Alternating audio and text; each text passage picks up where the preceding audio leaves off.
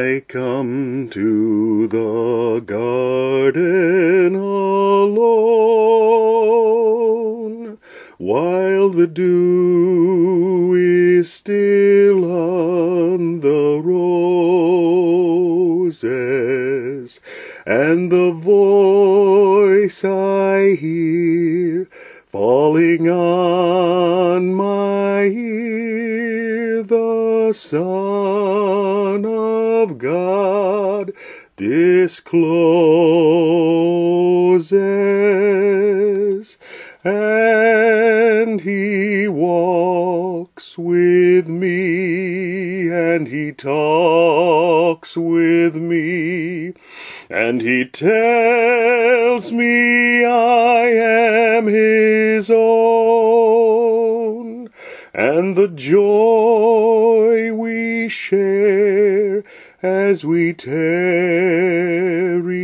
there, none other has ever known.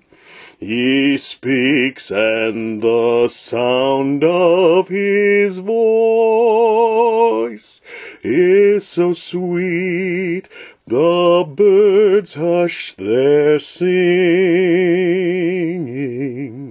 and the melody that he gave to me within my heart is ringing.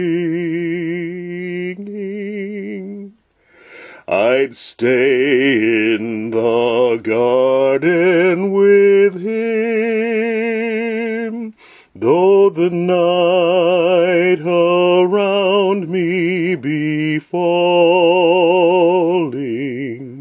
but he bids me go through the voice of woe. His voice to me is calling, and he walks with me, and he talks with me, and he tells me I am his own,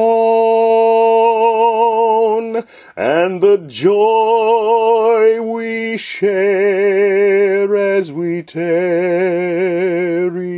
there, none other has ever known.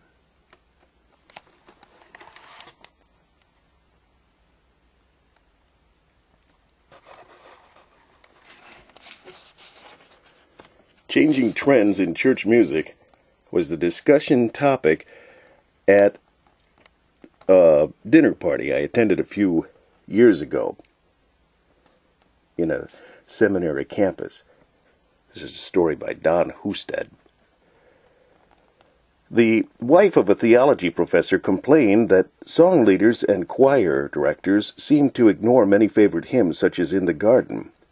"You don't sing the old favorites that we learned as youngsters," she said. "I've even heard some church musicians criticize In the Garden as sentimental and meaningless."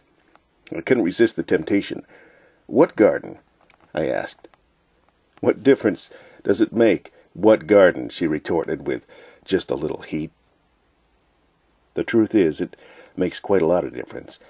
If the hymn is just a childhood favorite with pleasant phrases about gardens and birds and roses, it cannot be really meaningful in a vital worship experience. Today, this kind of an attachment for a song is a superficial emotion, which is a good example of what we call sentimentality.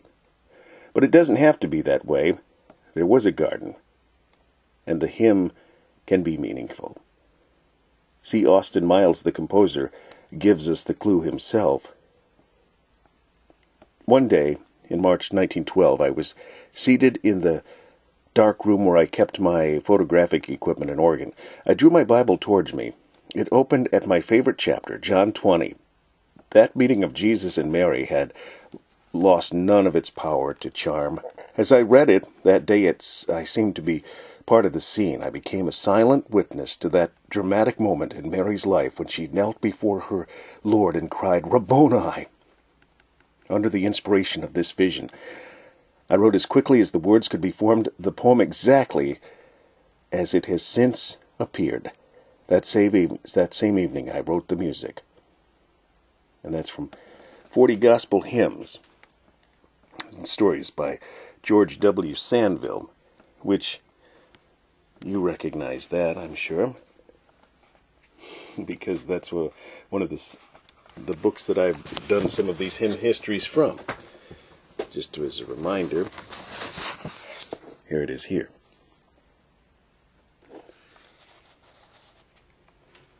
The specific reference to a garden becomes much clearer when we learn that C. Austin Miles was writing about the first Easter morning and the garden in which Jesus was buried.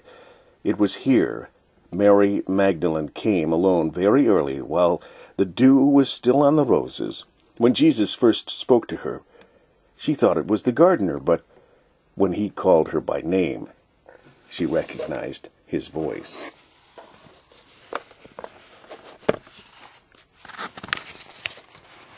It's difficult to imagine what Mary's feelings and actions were at that moment. She had seen Jesus die on the cross. She was now coming to anoint his dead body with spices. But there he was, standing before her and talking to her. He was alive. She may have been startled at first, but when his identity became clear, she was filled with joy, as the song says, like a melody ringing in her heart. No doubt Mary wanted nothing more than to stay there in the garden with Jesus, but he ordered her to go and tell his disciples what had happened.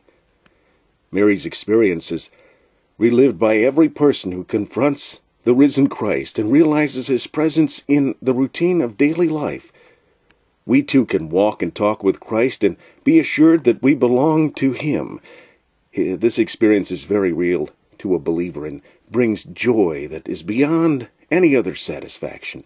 Indeed, it may sometimes seem that no one else has ever known as much delight as we experience walking each day with Christ. At least, this was the author Miles' conviction when he wrote, "The joy we share as we tarry there, none other has ever known." When we take time to know Christ intimately through prayer and meditation, we too can feel that we want to stay in his presence forever. But he bids us go, as he did Mary, to tell others of his death, his resurrection and ascension, and his promise of coming again.